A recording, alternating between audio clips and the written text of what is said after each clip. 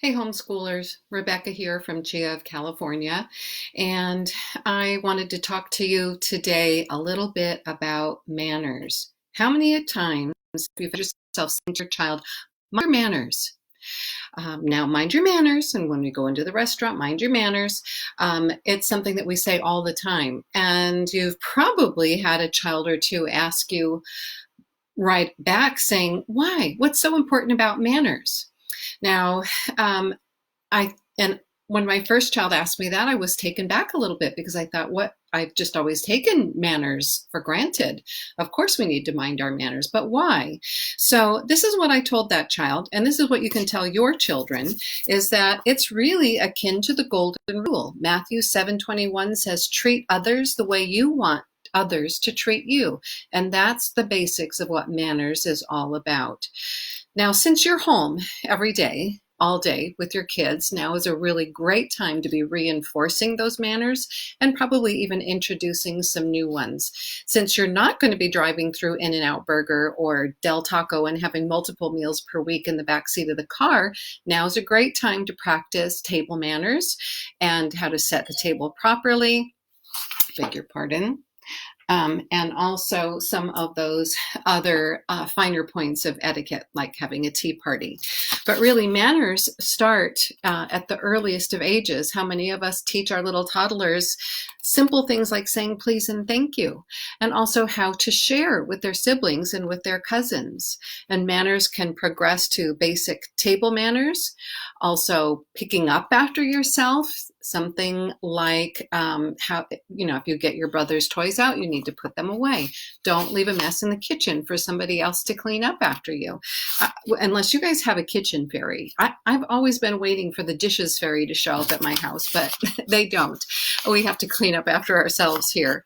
But manners then progress into society. They go past just our relationships at home and having relationships with others, like teaching children to look other people in the eye when they're spoken to or when they're speaking.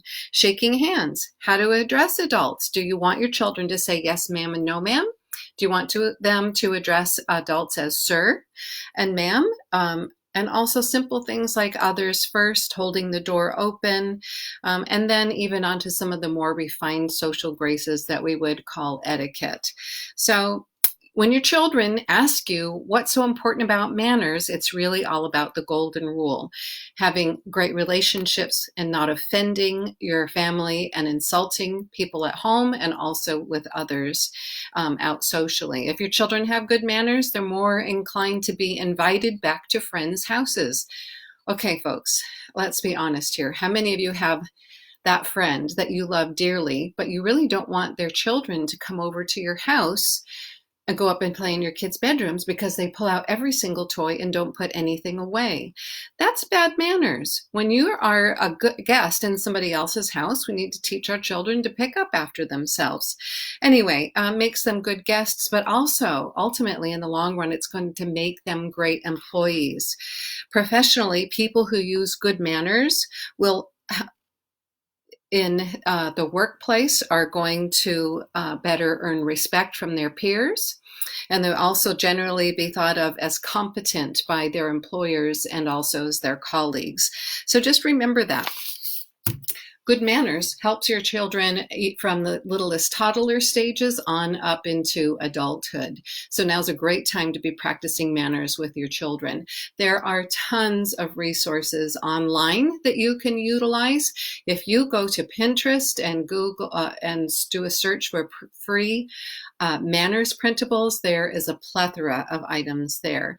There's also one around that I used when my children were young called the 21 Rules of This House. I'll put the links to that in a comment below, and also a couple of other articles that I found that you might find helpful, parents, as you're wanting to teach your children about manners. I hope that you all are doing well this week, that you're still basking in the glow of Easter.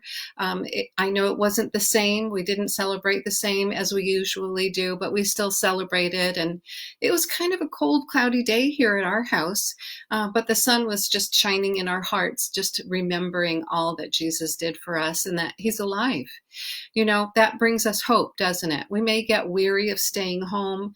We may get on one another's nerves, but there's always hope in Jesus.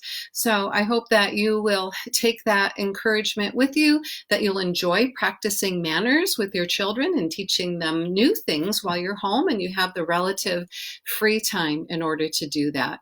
God bless you.